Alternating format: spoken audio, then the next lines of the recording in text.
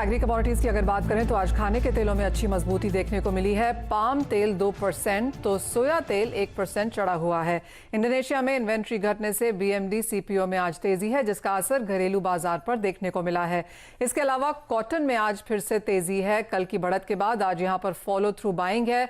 Demand में सुधार की उम्मीद से कॉटन को सहारा मिला है। हमारे साथ हमारे गेस्ट यहां पर बने हुए हैं। आप क्या कहेंगे जयप्रकाश, जब हम एग्रीकल्चर कमोडिटीज की बात करते हैं, क्योंकि यही वो एरिया है जहां पर हमने फुल प्रोडक्शन भी होते हुए देखी है, यहाँ पर कंजम्पशन भी है और यही एक सेक्टर है जहां पर टोटल मूवमेंट है। कैसे देखते हैं आप एग्रीकल्चर कमोडिटी और वॉल्यूम्स को?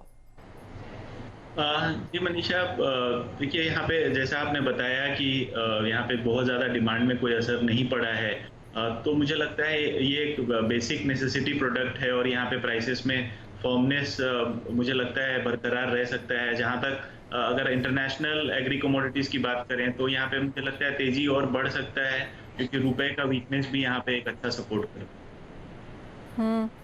बढ़त और यहाँ पर देखने को मिल सकती है। सपोर्ट यहाँ पर इंटरनेशनल प्राइसेस से भी है। और एक और जो खबर यहाँ पर आई है वो ये कि उत्तर प्रदेश सरकार ने कृषि सुधार की दिशा में एक बड़ा कदम उठाते हुए 46 फल और सब्जियों को एपीएमसी कानून से बाहर करने की मंजूरी दी है। इसके बाद अब किसान सीधे रिटेलर्स और उपभोक्ताओं को अपनी फसलें बेच सकेंगे। इसके अलावा इन चीजों पर मंडी टैक्स भी नहीं लगेगा। यूपी सरकार ने केंद्र की सलाह पर यह कदम उठाया है। इसका कितना असर पड़ सकता है, बाकी स्टेट्स इसके लिए क्या कर रही हैं, इसी पर बात करने के लिए हमारे साथ एग्री इकोनॉमिस्ट देवेंद्र शर्मा जी हैं। देवेंद्र जी नमस्कार। एपीएमसी एक्ट की जहां तक बात है, ये कुछ साल पहले ही इसको अबेंस में डाला गया था, स्टेट्स को एडवाइस भी किया गया था, मंडी टैक्स लेकिन जारी था। और अब क्योंकि यूपी ने इस तरफ भी एक पहल करी है, कैसा रिएक्शन आप इसका देखते हैं? और जिस तरह का माहौल है, क्या ये सही है एग्री रिफॉर्म्स पुश करने के लिए? कुछ साल पहले जब यूपीए गवर्नमेंट थी तो उसमें ये कोशिश की गई थी कि एपीएमसी में से फ्रूट्स और वेजिटेबल्स को बाहर निकाल दिया जाए, तो बहुत सी स्टेट्स ने ये इम्प्लीमेंट किया था। हम जानते हैं कि महाराष्ट्र ने भी इसको फॉलो किया था, लेकिन देखने में ये आया है, चाहे महाराष्ट्र हो चाहे दिल्ली हो, दिल्ली के जातपुर मार्केट हो, जो अराइवल है वेजिटेबल्स और फ्रूट्स का, उसमें कोई कमी नहीं आई है एपीएमसी मार्केट्स में। जबकि सरकार ने ये पहले ही कह दिया था कि आप कहीं बाहर भी खरीद सकते हैं या बाहर भी उसको किसान बेच सकते हैं। जो मंडी टैक्स अभी हटाया गया है, ये एक अच्छा स्टेप है, लेकिन एक चीज हमें इसमें श्योर करनी चाहिए, किसानों को अगर हमने सुविधा दी है तो ये देखना पड़ेगा कि मंडियों के विस्तार के लिए जो रिसोर्सेज चाहिए होते हैं, बेसिकली मंडी टैक्स का उपयोग उसके लिए किया जाता है। अगर आज पंजाब में 1820 या 1840 मंडियां इस्टेब्लिश्ड हैं, हर साल गेहूं के प्रोक्योरमेंट और पैडी के प्रोक्योरमेंट में एक्टिव होती हैं, तो इसलिए हो पाती हैं क्योंकि जो मंडी टैक्स सरकार वसूल करती है वो उसका जो इन्वेस्टमेंट है वो जो ग्रामीण इलाकों में चाहिए वो उस रिसोर्स से आता है।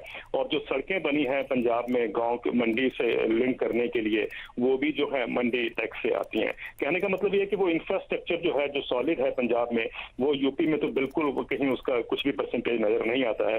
तो ये जो सरकार, ये तो ठीक है कि आपने कह दिया, क्योंकि कुछ प्राइवेट कंपनियों को, ट्रेडर्स को ये है कि वो डायरेक्टली जाके खरीद लेते हैं, जो कि पहले भी खरीदते थे, लेकिन कई जगह पे मंडी टैक्स देना पड़ता था, एसपीओस को मंडी टैक्स स्पेशली देना पड़ता था, तो वो अब उससे वंचित हो जाएंगे। लेकिन सबसे इंपॉर्टेंट सवाल ये है कि वो मंडी इंफ्रास्ट्रक्चर को बढ़ाने के लिए क्या कोशिश करेगी सरकार, ये बहुत जरूरी है। क्योंकि अभी हमारे देश में 7000 से कम मंडियां हैं, एपीएमसी मंडी, और हमारे देश में ये सीएसीपी ने कहा है, commission for agriculture cost and prices ने, कि 42,000 मंडियों की जरूरत है अगर हम 5 किलोमीटर रेडियस में मंडी किसान को देते हैं। तो इंफ्रास्ट्रक्चर की बहुत जरूरत है और वहां पर मुझे लगता है इन्वेस्टमेंट या फोकस जो है सरकार का होना चाहिए।